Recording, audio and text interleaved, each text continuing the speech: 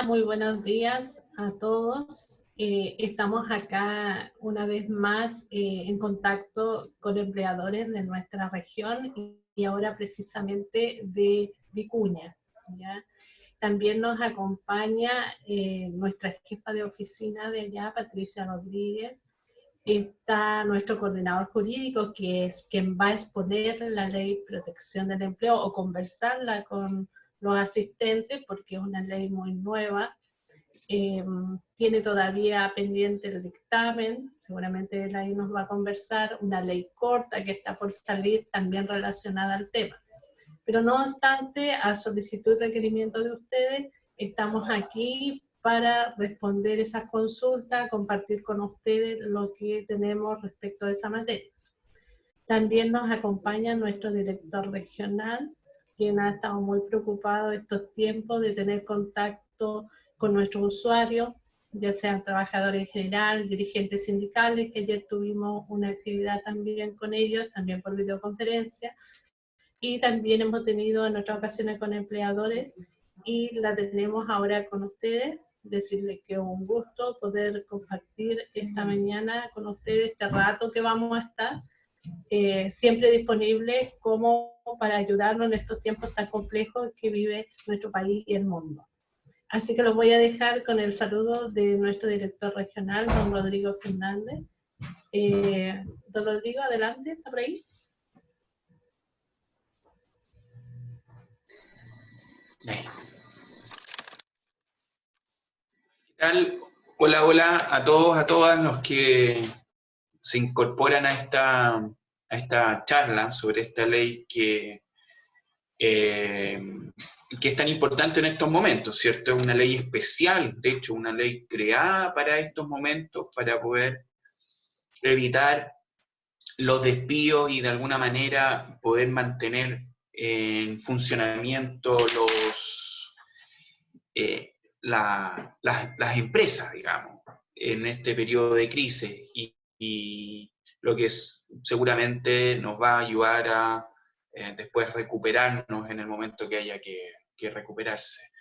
Protege a los trabajadores, les protege su empleo, logra mantener el empleo durante estos periodos de crisis, y a las empresas les permite alivianar su carga de costos, qué sé yo, y de gastos para este periodo. Básicamente, esta es una ley que modifica los seguros de desempleo, la ley de seguro de desempleo y la manera de funcionar de las AFC, ¿ah? Y establece estos beneficios, los beneficios de la AFC en tiempos en momentos que normalmente en la vida laboral no tendría derecho el trabajador, porque el trabajador tiene derecho a estos beneficios cuando pierde su contrato de trabajo.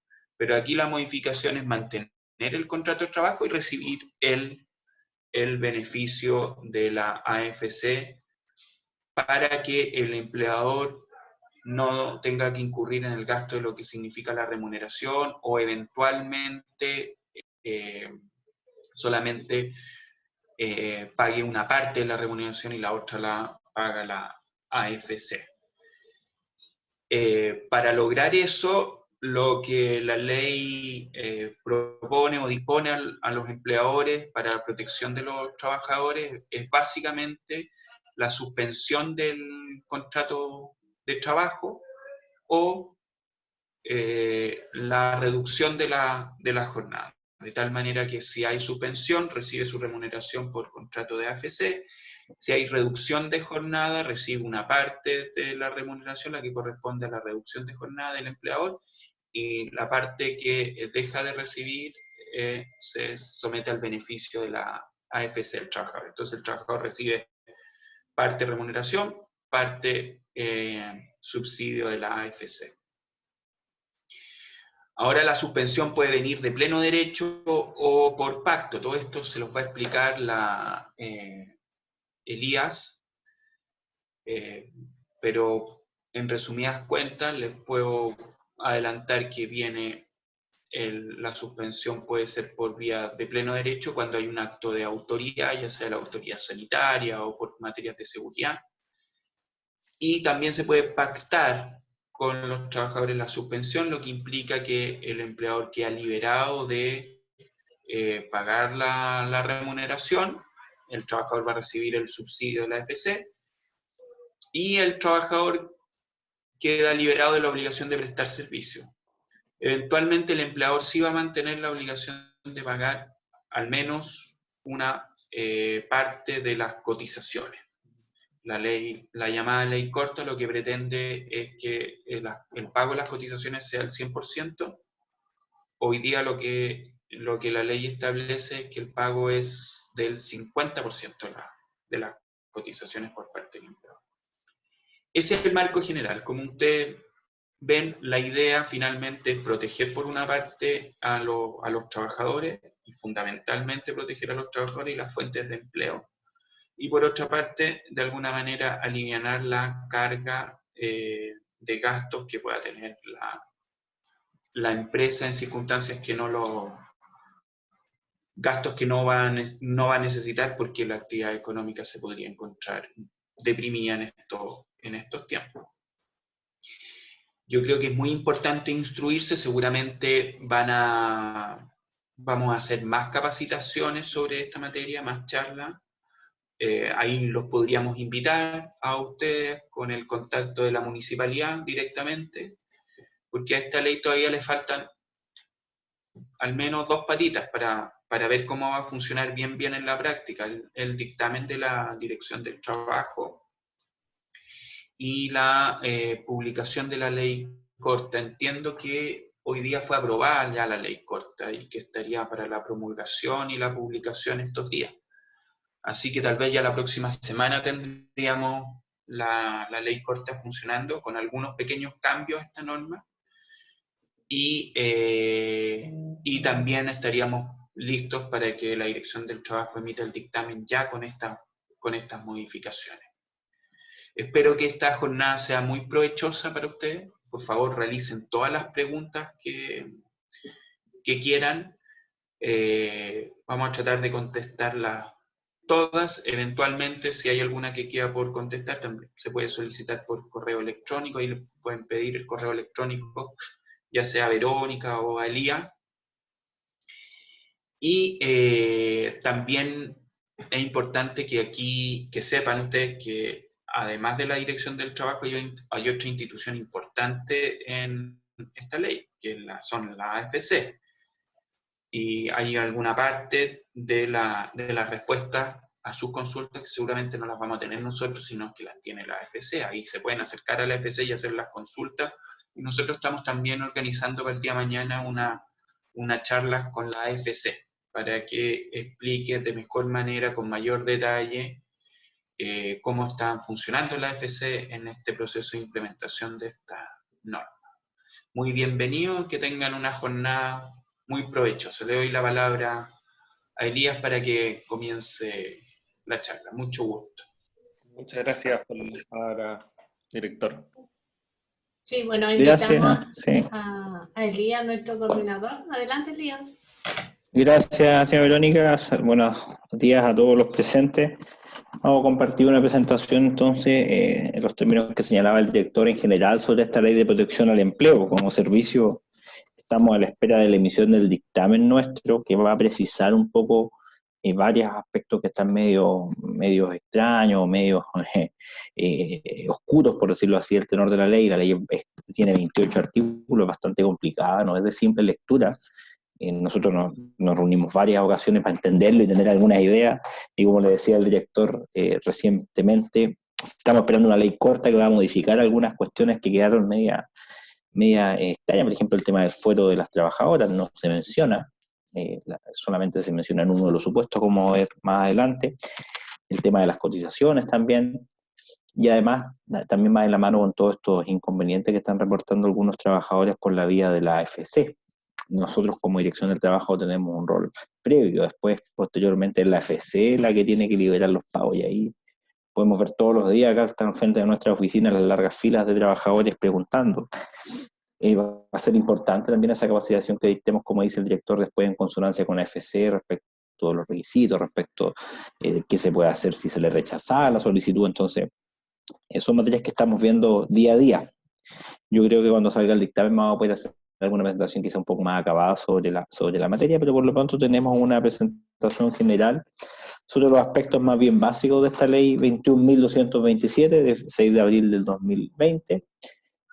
Vamos a utilizar una presentación que nos expuso hace un par de días el Ceremi del Trabajo, don Matías Villalobos, que, como les digo, se señala lo básico. Ahí vamos a ir conversando las dudas que ustedes tengan y que podamos resolver al tenor de la interpretación que hemos hecho aquí localmente de la ley. Como les digo, no ha sido el dictamen, no se emitió el dictamen del servicio, que en el fondo es la opinión oficial de la Dirección del Trabajo. Generalmente en materias complejas como esta, el servicio toma algunas decisiones. La ley a veces da algunos rudimentos y en base a esos rudimentos el servicio toma decisiones hacia uno u otro lado, siempre en virtud del principio pro empleo, pro trabajador. No lo tenemos, por tanto, vamos a hacer la interpretación más bien general de la norma, y en esa duda o oscuridad lo que opinemos más bien a título personal y no a título oficial institucional de la Dirección del Trabajo. Así que les paso a compartir ahora la pantalla para que la podamos ver, esta presentación. Y ahí se debe estar viéndose. ¿La pueden ver? Sí, muy bien. Vamos a ponerla en pantalla completa.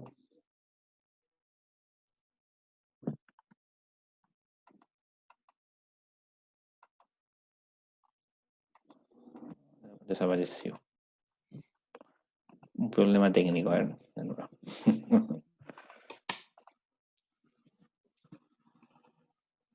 ¿Dónde quedó? Sí, se cerró un problema ahí con el documento, pero un poquito.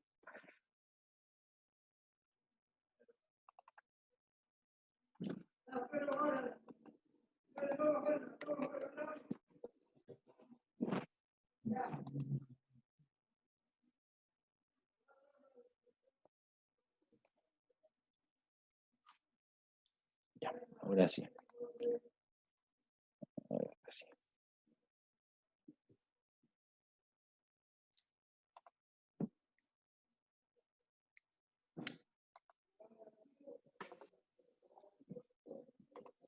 Ahora creo que ahora sí.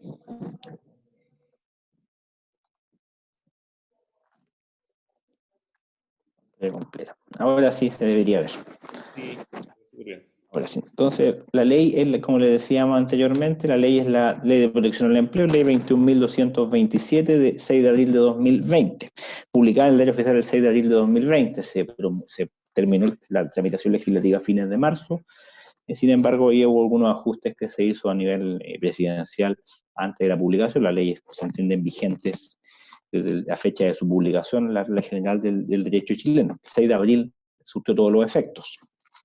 Ahora bien, en la ley se contempló también un supuesto de un efecto retroactivo respecto de las causales, de los supuestos de suspensión, que se pudieran invocar a partir del 18 de marzo del 2020. El 18 de marzo del 2020 se dictaron las primeras resoluciones referidas al estado de catástrofe, como acto de autoridad, cuyos efectos fueron tendientes a suspender las relaciones laborales.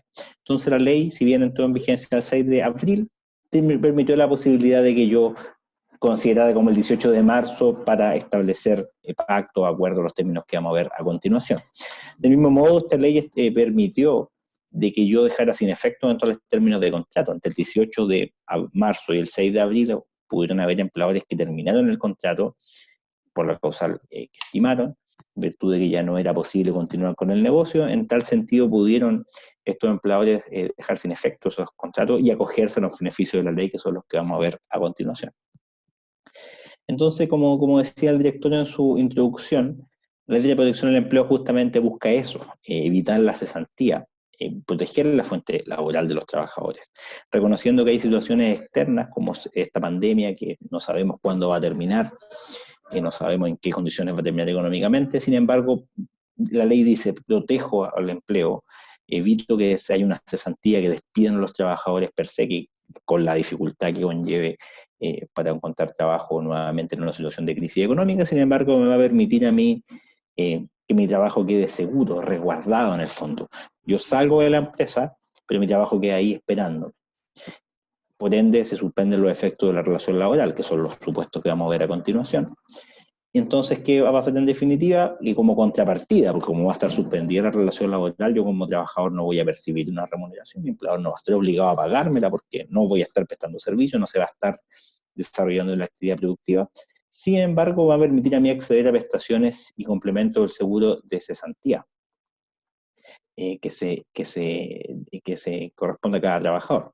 Entendido que a partir del año 2002 está la ley de seguro de cesantía, donde mensualmente a uno le ejercen un descuento, el empleador termina hace un aporte, y a partir de eso, en periodo de despido, yo puedo obtener algunos subsidios por un tiempo determinado, que se estima más o menos lo que va a durar una cesantía habitualmente. Entonces, en este caso, el dinero va a salir de ahí. En principio uno podría decir lo siguiente: yo voy a dejar de percibir sueldo, pero mi sueldo o mi aporte, en descenso evidentemente y menor al sueldo completo que yo percibiría estando afuera, va a ser a partir del seguro de cesantía. Y cuando ya se me acaben los fondos propios, porque también los fondos de seguro de cesantía de cada trabajador tienen un límite, voy a recurrir a los fondos los recursos de un fondo solidario, que está destinado a paliar la necesidad de los trabajadores con menores cotizaciones o periodos. Entonces la ley establece 3 alternativas en general. La primera es la suspensión del contrato por acto de autoridad. El segundo es el pacto de suspensión del contrato de trabajo. Y el tercer supuesto es el pacto de reducción temporal de la jornada de trabajo. Entonces, ¿quiénes son los beneficiados? Los que cotizan para el seguro de cesantía y los trabajadores de casa particular. Ya aquí con lo de los cotizan para el seguro de cesantía, ya están excluidos, por ejemplo, trabajadores que no lo hacen, por ejemplo, los pensionados, o personas que no cumplen con la antigüedad, o por ejemplo trabajadores que son antes del año 2002 y no se incorporaron al seguro de cesantía. Ellos, por ejemplo, claro, podrían suspender, sin embargo no van a obtener el beneficio del seguro de cesantía. Entonces, eso lo tenemos que tener claro: trabajadores después del 2002 y que estén cotizando. Los pensionados lamentablemente quedan fuera de este supuesto, o con otra modalidad, por ejemplo, donde yo no haga esa cotización seguro de cesantía. Es obligatoria para todos los que están trabajando, pero puede darse el supuesto en algunos casos de que no se esté efectuando la cotización. El primer supuesto que regula la norma es la suspensión del contrato de un acto de la autoridad. Es lo más asimilado a un caso fortuito o fuerza mayor. Por ejemplo, y aquí tenemos el caso típico de los restaurantes, de los pubs, de los cines, de los lugares de juego, de esparcimiento, que en esta zona al menos, porque en otras zonas que estamos viendo, por ejemplo, ahora en Santiago, que gran parte de la ciudad está quedando en cuarentena total, se van a ir cerrando otros lugares, ciertamente. Pero acá, por ejemplo, en nuestra región, acotemos la realidad local, están sometidos a eso. Hay una resolución acá de la autoridad sanitaria, y posteriormente la Subsecretaría de Hacienda hizo una resolución a su vez, donde determina cuáles son las actividades que están en definitiva afectadas y cuáles están exceptuadas del acto de autoridad. Entonces, cuando es este acto de autoridad del fondo del Estado el que decreta la paralización de una actividad económica temporal para el país, una zona particular, ese es el acto de autoridad. Y aquí, por ejemplo, tenemos claro los restaurantes, un ejemplo claro. Aquí chocamos un poco con estas suspensiones comunales, por ejemplo. Muchas comunas suspendieron o sugirieron, claro, sugerían porque legalmente no tenían las atribuciones para suspenderlo. Claramente la ley se refiere a medidas que emite la autoridad sanitaria a nivel nacional o la autoridad de seguridad pública, el Ministerio del Interior. Entonces, ese es el acto de autoridad. ¿Y cuáles son los efectos que tiene una suspensión por acto de autoridad? Bueno, es de pleno derecho. Acá yo no tengo que estar de acuerdo como trabajador. No necesita mi consentimiento el empleador para suspenderlo. Acá simplemente dejé yo de percibir, de trabajar en el fondo por orden de autoridad. ¿Qué son los efectos? Los trabajadores van a recibir la remuneración con cargo al seguro de cesantía o al fondo de iniciación de la AFP, tratándose de trabajadores de casa particular. Y hay un esquema de gradualidad, igual como les decía anterior, en el pago del seguro de cesantía. Primer mes se gana una cifra mayor, después va bajando, y cuando ya se acaben los fondos propios del trabajador, pasamos al fondo solidario. Entendemos que esta ley tiene una vigencia de 6 meses, pero evidentemente podría ser que se prorrogue después, dependiendo de las condiciones económicas del país, de la pandemia, en realidad del avance de la pandemia. Si 6 meses estamos en lo mismo, evidentemente la ley va a ser pospuesta y va a ser lo mismo, va a ser como un solidario, que finalmente el Estado va a tener que inyectar recursos y fondos seguramente al pago de esta modalidad. Y no se puede despedir, otro efecto, no se puede despedir a los trabajadores por razones de fuerza mayor, haciendo referencia al COVID. El despido por fuerza mayor es una causal del Código del Trabajo que atiende a una situación externa, imprevista, inimputable, imprevisible, que conlleva que me despidan sin ningún tipo de indemnización. La ley aquí lo restringe absolutamente. No puedo despedir a personas invocando el COVID. Si yo despido a personas invocando el COVID, invocando que la fuerza mayor la produjo el COVID, el efecto que el despido no va a surtir efecto, va a ser injustificado, van a tener que pagar eventualmente indemnizaciones mayores a las que corresponderían, incluso si yo vincular a los trabajadores por necesidades de la empresa. Sí podría despedir por fuerza mayor por otra circunstancia. Por ejemplo, si yo tengo un local y, no sé, se incendia y no tengo otra sucursal, por ejemplo, podría decir ya fuerza mayor. Pero fuerza mayor COVID, la ley lo restringió y lo prohibió absolutamente. ¿Cuáles son las obligaciones que mantiene el empleador respecto del acto contrato, suspensión del contrato por acto de autoridad? Decíamos, no hay obligación de prestar servicios, está cerrado el establecimiento, pero ¿qué obligación mantengo? Como empleador tengo que pagar las cotizaciones previsionales y de salud, excluyendo los de accidentes del trabajo, pero con algún tope. Ese tope es el 50% de la remuneración. Yo tendría que los 3 meses anteriores, antes de la suspensión, yo voy a hacer un promedio de la remuneración que percibí. Por ejemplo, si tuve remuneraciones variables, hay que hacer un promedio, voy a tener una remuneración promedio previa a la suspensión, y a partir de eso el empleador me va a cotizar el 50% de lo que correspondería en concepto de cotizaciones previsionales y de salud. Esa es una materia que se está eventualmente modificando la ley corta y el empleador tendría que pagar el 100%, no ha salido la ley, pero estaba en ese camino, de aumentar al empleador la obligación de cotizarle más al 100% de la remuneración de su personal. Hoy día es al 50%. ¿Cuáles son los requisitos para aplicar la medida? Cuando la autoridad sanitaria o de seguridad ordena la paralización total de las actividades, como decíamos, la cuarentena total, cordones, cierres, pubs, discotecas, clubes nocturnos, que son los establecimientos que fueron cerrados en un primer momento, pero en su puesto de cuarentena en general se van agregando además más establecimientos y más locales, ciertamente. Los requisitos previsionales que debe cumplir el empleador: tiene que tener cotizaciones previsionales los últimos 3 meses, cotizaciones en los fondos de cesantía en los últimos 3 meses, o 6 cotizaciones a su vez continuas o discontinuas durante los últimos 12 meses, siempre y cuando los últimos 2 meses hayan sido referidos al mismo empleado, al empleador con el cual se está invocando esta suspensión del contrato por acto de autoridad. ¿Quién debe hacer el trámite respectivo? El trabajador no hace ningún trámite, hay una situación de pleno derecho, de ley. La ley, un acto de autoridad, ordena que yo no puedo seguir prestando servicios y finaliza, se suspende la relación laboral solamente por la voluntad del acto de autoría. No hay voluntad de las partes, no hay consentimiento del trabajador ni del empleador. Aquí viene una situación externa y se suspenden los efectos del contrato de trabajo. En ese sentido, el trabajador no tiene que realizar ningún trámite. Es el empleador el que tiene que emitir un documento, y ese documento, esa declaración jurada, se va directamente a la AFC. Solicita la prestación a la AFC. Si el empleador no lo hace respecto a algún trabajador, ese trabajador excluido lo puede hacer por su cuenta también. En el caso de las trabajadoras de casa particular, de forma excepcionalmente, pues ellas tienen un régimen distinto que vamos a ver. Ellas hacen su solicitud, los trabajadores hacen su solicitud directamente en la AFP, porque ahí los fondos no son en cargo a la AFC, sino con cargo a la indemnización al fondo, indemnización a todo evento que ellas mensualmente, los trabajadores de casa particular, efectúan ante su AFP, que maneja ese fondo. ¿Y dónde se hace esta solicitud? Se hace en línea en afc.cl. Ese es el primer supuesto. Hay unas materias que, claro, no están aquí establecidas, es una presentación más bien general. Por ejemplo, ¿qué pasa con la licencia médica? Un trabajador podría presentar licencia médica durante la suspensión. Podría enfermarse de coronavirus, por ejemplo, y le van a dar una licencia médica por eso. En ese caso, la suspensión se entiende que entra como en una pausa, y mientras esté con la licencia médica van a tener que pagar los subsidios correspondientes normalmente, y generalmente en base a la remuneración que yo percibía antes, por el tiempo que dure. Una vez que finaliza la licencia médica, yo vuelvo al régimen de suspensión y recibo como remuneración, entre comillas, este aporte con cargo al seguro de cesantía. El segundo supuesto es el pacto de suspensión de contrato, la suspensión pactada. Ya estamos hablando de pacto. Al hablar de pacto ya estamos hablando de que se necesita la voluntad de ambas partes para suscribirlo.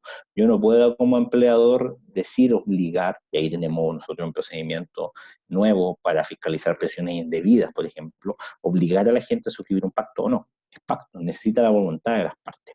Entonces, ¿de qué estamos hablando acá? De empleadores cuya actividad se ve afectada total o parcialmente por la crisis sanitaria, ya sea en términos económicos, en términos de actividad comercial, hay algún tipo de afectación, y que yo no esté incluido en el acto de autoría, porque si estoy incluido en el acto de autoría, aplico el supuesto número 1, no el supuesto número 2. De hecho, la ley lo establece así. Si yo estoy con un pacto de suspensión, una actividad que no fue afectada, por ejemplo, un retail, que no fue afectado en un mall, que está funcionando normalmente, y después se dicta un acto, por ejemplo, en cuarentena total, que ordena cerrarlo, ahí esta suspensión queda en pausa, y me voy al régimen de la suspensión por acto de autoridad. Termina el acto de autoridad, termina la cuarentena total, yo podré reanudarlo eventualmente esta suspensión. ¿Cuáles son los efectos que tiene este pacto de suspensión? Los que habíamos visto anteriormente, recibo remuneraciones con cargo al seguro de cesantía, con los topes ahí en descenso, y luego si se me acaban los fondos, con cargo al fondo de cesantía solidario.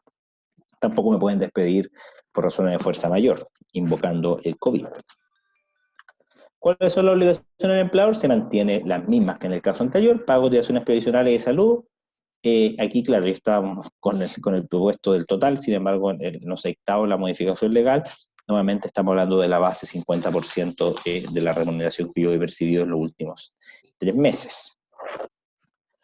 ¿Cuáles son los requisitos para aplicar la medida? Que los empleadores se vean afectados su actividad a causa de la emergencia y logren en tal sentido acordar con sus trabajadores individual o colectivamente a través de un sindicato que se suspenda consensualmente la relación laboral. Le insisto, es consensual. O sea, yo como empleador puedo decir que estoy afectado, pero no puedo obligar a mis trabajadores a suscribir esto. Si los trabajadores no quieren, tendría que yo garantizarles, por ejemplo, que prestar servicio con todas las medidas de seguridad, lo que corresponda, pero es consensual. Tiene que haber voluntad del trabajador. Los requisitos previsionales son similares, 3 cotizaciones en los últimos 3 meses o 6 cotizaciones continuas o discontinuas durante los últimos 12 meses, siempre y cuando los últimos 2 meses sean con el mismo empleador. Nuevamente acá es lo mismo, se hace el empleador emite una declaración jurada, supone que aquí está el pacto entre las partes, ese pacto lo van a registrar a su vez en la inspección. Sin embargo, en la solicitud del beneficio, nuevamente es el empleador el que debe solicitarlo ante la FC. Si ustedes se fijan, los efectos son similares. En los pactos de suspensión de contrato por acto de autoridad y la suspensión de contrato por acto de autoridad y el pacto son similares los efectos. Lo que lo diferencia es la causa, el origen del mismo. Uno es un acto de autoridad y el otro es una voluntad de las partes. Pero en cuanto al efecto práctico es similar. Por licencia médica estaría lo mismo. Licencia médica también me daría un supuesto de suspensión, de pausa de la suspensión, y luego cuando yo vuelva a trabajar, cuando yo se me acabe la licencia, en definitiva, vuelvo al régimen de suspensión. En el entendido de que yo no estoy recibiendo una remuneración, este pago de la FC es un aporte, algún tipo de compensación, que de hecho es con cargo a los mismos recursos del trabajador, no es una remuneración que esté recibiendo, por eso para efectos de licencia yo voy a tener que irme siempre a lo anterior, el promedio de lo que yo recibí antes. Lo mismo para las cotizaciones, me voy a tener que ir a lo anterior para establecer la remuneración y luego en base a la cual me van a cotizar al 50% en lo previsional y de salud. Y finalmente el tercer supuesto que reconoce la norma es el pacto de reducción temporal de la jornada de trabajo, donde yo nuevamente acuerdos, pactos, necesita voluntad de los trabajadores con un consenso con el empleador. Yo puedo acordar con los trabajadores, en definitiva, que se reduzca hasta el 50% de la duración de la jornada de trabajo, un tope del 50%. Acá hay restricciones, acá está la restricción, por ejemplo, la restricción de donde no pueden ser incluidos trabajadores con fuero. Cualquiera que sea el fuero, la ley no lo distingue. En los casos anteriores, la ley no lo menciona, o sea, da a entender de que cualquier trabajador puede ser afecto a una suspensión por acto de autoridad o pactada. Acá para la reducción lo restringe para los trabajadores con fuero. Ahí uno podría entender que la razón atiende al descenso remuneracional, que en los otros casos yo no me descendió la remuneración, simplemente la dejé percibir y tengo un aporte. Acá no, estoy recibiendo remuneración para todos los efectos que el 50%, ¿no? Entonces, ¿cuáles van a ser los efectos? El del pacto de reducción temporal de la jornada de trabajo, el empleador me va a pagar remuneraciones de acuerdo a las horas que yo trabajé efectivamente. Y las cotizaciones profesionales también, o un descenso en el fondo. Yo trabajaba 45 horas, ahora voy a trabajar 30, me van a pagar por 30, me van a cotizar por 30. ¿Y qué va a pasar? O sea, ¿yo voy a recibir menos dinero? No, pues la solución que da la norma es que yo voy a recibir un complemento adicional a mi sueldo hasta un 25%. Evidentemente no es todo, es un descenso, tendría la circunstancia en la que nos encontramos. Con cargo nuevamente al seguro de cesantía del trabajador. Es el beneficio que me da la ley en definitiva. Estos acuerdos tienen una duración máxima. 3 meses en los trabajadores con contrato de plazo fijo por obra, falla no servicio, o 5 meses para trabajadores con contrato indefinido. Más allá de eso no puede durar.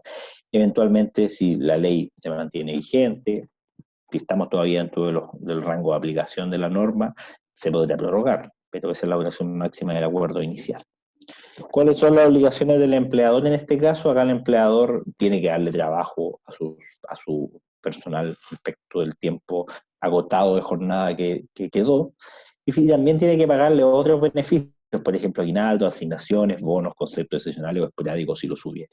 Acá los paga, en los supuestos de suspensión no los paga. Si, por ejemplo, estuviéramos en septiembre y estuviéramos suspendidas las relaciones laborales aún, no procedería el pago de aguinaldo. Eventualmente no opta que las partes pudieran acordar y el empleador pudiera pagarlos, pero estamos hablando de términos de exigibilidad de los mismos, algún otro tipo de asignación. Por ejemplo, de colación en suspensión no hay exigibilidad porque me hayan pagado siempre, no estoy yendo a trabajar.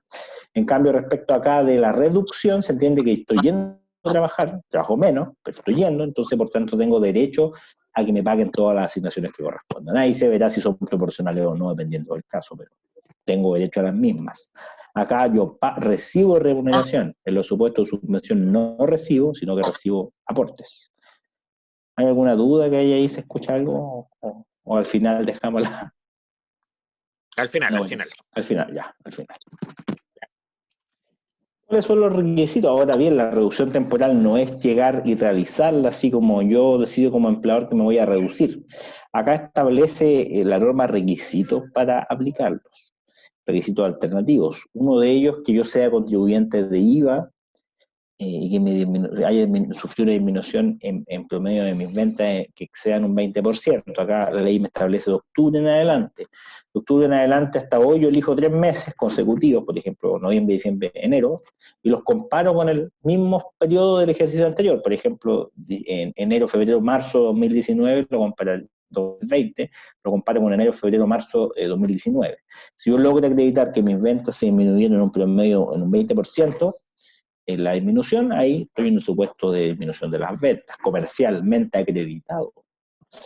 El otro es que estoy en un proceso de reorganización, que eso atiende, o en un proceso de asesoría económica e insolvencia, que atiende más bien a la antigua quiebra, que hoy ya no se llama quiebra, sino que tiene distintos tipos, y dentro del proceso concursal, por decirlo así, estamos en la reorganización, cuando en el fondo recibo la intervención de alguien para seguir adelante con el negocio, o me están asesorando económicamente para continuar también con la actividad productiva. Y el cuarto supuesto, que sería como el supuesto genérico, es que yo también no pueda paralizar mis actividades, tenga que seguir trabajando, sin embargo tengo que reducir mi jornada para poder seguir trabajando, no me da para trabajar todo el día como trabajaba antes, y también por un tema de protección de vida y salud, o sea, tengo a los trabajadores en las mismas condiciones que antes, lo estoy exponiendo un grave riesgo, entonces por eso, como yo no puedo paralizar, puedo reducir la jornada, en definitiva.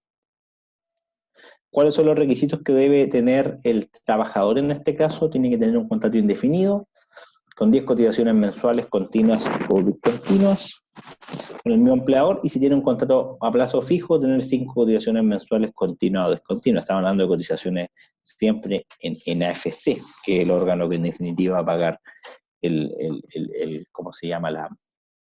Este complemento de la remuneración, por decirlo así.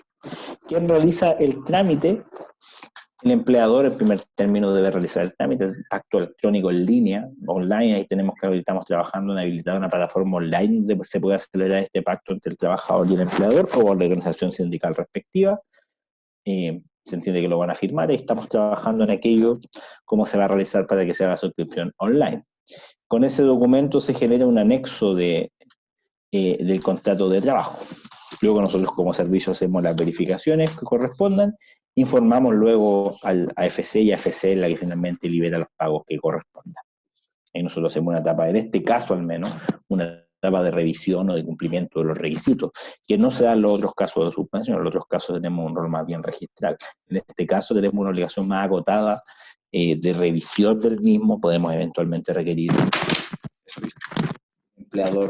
el empleador tiene que autorizarnos a pedir información a que Impuestos Internos nos dé cuenta de su información tributaria, o bien que nos puede dar información a la Superintendencia de Insolvencia para determinar que efectivamente está en alguno de sus supuestos, o bien la declaración jurada que emita diciendo que está afectado sea suficiente.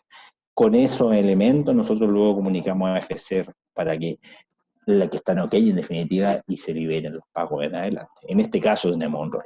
En lo otro es más bien de revisión, pero sin tanta relevancia en el sentido de autorizar o no el pago del beneficio. Sin perjuicio que podemos fiscalizarlo igual, de acuerdo a las atribuciones que nos han llegado la norma. Aquí hay información general respecto de estos tres beneficios, a modo más bien de resumen. ¿Quiénes son beneficiarios? Son trabajadores que cotizan para el seguro de cesantía. Es esencial cotizar para el seguro de cesantía. Si yo, por ejemplo, soy pensionado o estoy en el margen anterior de la ley y no estoy cotizando por cesantía antes del año 2002, no tendría derecho a estos beneficios. Podría eventualmente pactar la suspensión, pactar la reducción, pero no va a quedar claro si en definitiva no voy a recibir los montos. O sea, no es que no va a quedar claro, derechamente no voy a recibir estos montos a modo de beneficio, de complemento de mi remuneración. Y va a tasar de ahí, en definitiva, el seguro de cesantía de uno. Después, evidentemente, si me despiden después de la contingencia, este pago va a ser con cargo al fondo solidario. No puedo ser objeto de algún tipo de desmedro posterior porque gasté la plata ahora y después van a decir no tiene plata y va a tener que hacerse con cargo al fondo solidario cuando me despidan eventualmente en algún momento posterior. En el caso de los trabajadores de casa particular, como decíamos, van a sacar fondos de su cuenta de indemnización, de la AFP también con cargo a los fondos que ellos mismos han ido guardando. Como les decía en un principio, podrá acogerse con efecto retroactivo aquellos que hayan celebrado pactos o iniciado procesos de desvinculación desde el 18 de marzo, que fue la fecha en que se dictó el primer acto declarando el estado de catástrofe. ¿Quiénes no pueden acceder? Los trabajadores que no se rigen por el código, no estén afiliados al seguro de cesantía, los trabajadores que hayan acordado un pacto para asegurar la continuidad de prestación de los servicios con posterioridad a la vigencia de la ley, por ejemplo, trabajadores que están en modalidad de teletrabajo, que han adecuado sus servicios, por ejemplo, en restaurantes uno puede que ahora muchos están trabajando para llevar o han implementado reparto. En esos casos, por ejemplo, se haya pactado que, no sé, un garzón ahora va a ser repartidor, eventualmente podría yo ser un anexo y en ese sentido asegurar la continuidad de prestación de servicios y por tanto no estoy en ninguno de estos supuestos. También puede ser. Los que estén recibiendo subsidio por incapacidad laboral, como les decía, cuando yo estoy en licencia, está suspendida, valga la redundancia, los efectos de la suspensión, está paralizado, salgo del régimen de suspensión y me voy al régimen donde recibo un subsidio en base a las remuneraciones que percibieron por medio de 3 meses anteriores al inicio de esta situación que cambió las condiciones contractuales y remuneracionales, los menores de 18 y también los pensionados jubilados que no están tampoco cotizando en el seguro de cesantía. Otros elementos que podemos señalar: el efecto retroactivo se aplica en desvinculaciones en que no firmaron finiquito. Tomando finiquito, claro, es más complejo dejarlo sin efecto. Como les decía, cotizaciones contabilizadas para acceder a los beneficios de la presente ley podrán volver a considerarse para futuras seguras de cesantía. Yo no podrían decirme después que yo no voy a percibir seguro de cesantía porque ya lo ocupé. Me van a considerar igual, en el fondo, todos esos periodos respectivos. Aquí hay un límite en el fondo de cesantía solidario, por ejemplo, 2 veces en 5 años, sin embargo, aquí no se va a considerar el tiempo en el cual yo incidí al fondo al fondo de cesantías solidarios, pues lo podría ocupar igual, eventualmente quedara cesante y no tuviera recursos para que me pagaran el beneficio con cargo a mis propios fondos. Tampoco hay un límite con el máximo de prestaciones. Entonces se fija en toda una situación de excepcionalidad absoluta atendida a la circunstancia en la que nos encontramos. Aquí a nivel fiscal, el gobierno ha inyectado recursos para lo mismo, para sostener el fondo de cesantía solidario. No queda de otra en este caso. Como decíamos anteriormente, los beneficios se pagan en primer término con cargo a las cuentas individuales, luego al fondo de cesantía solidario.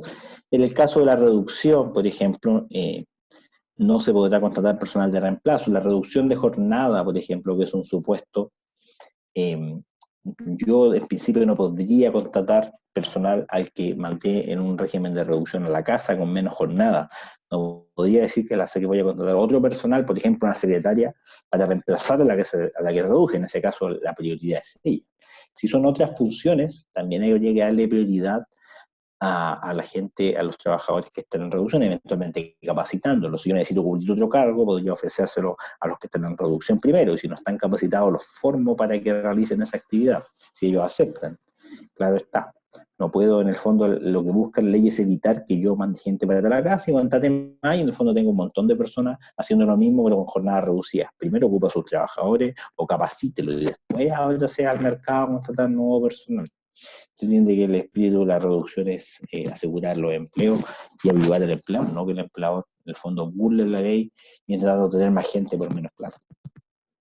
Como decíamos anteriormente, respecto a los trabajadores de casa particular, pueden pedir directamente los fondos en su cuenta de indemnización, en la AFP donde cotizan, hacen una declaración jurada, en definitiva, en la que están señalando que no están en los supuestos de excepción, que no siguen trabajando, que bien no cumplen los requisitos para obtener los beneficios.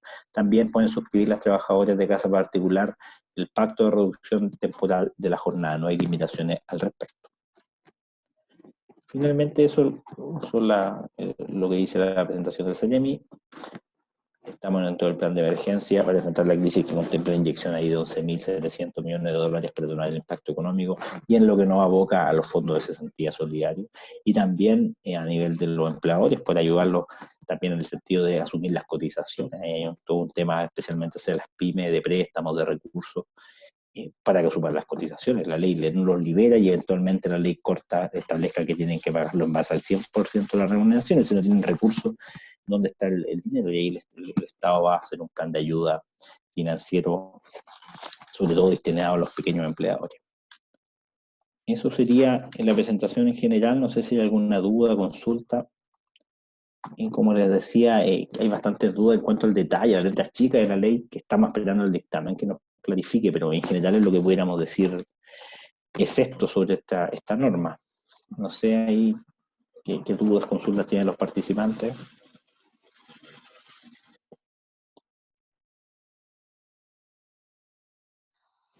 Hola. Adelante. Hola, oye, mi nombre es Andrés Nostroza, buenos días, muchísimas gracias por esto, muy bueno, muy ilustrativo, oye, muchas gracias. Tengo dos consultitas respecto de los bonos que están dentro de los contratos, por ejemplo, colación, movilización, ¿se tienen que pagar igual? Y mi última consulta es, cuando uno finiquita a una persona, a lo mejor no tiene nada que ver con esto, pero cuando uno finiquita con una persona, tengo entendido que hay una ley que faculta a los empleadores para retirar parte de los fondos. ¿Es eso correcto? Solamente eso. Muchas gracias. Bueno, respecto de los bonos, de la colación, asignaciones, en los supuestos de suspensión de acto de autoridad y de suspensión pactada, no proceden.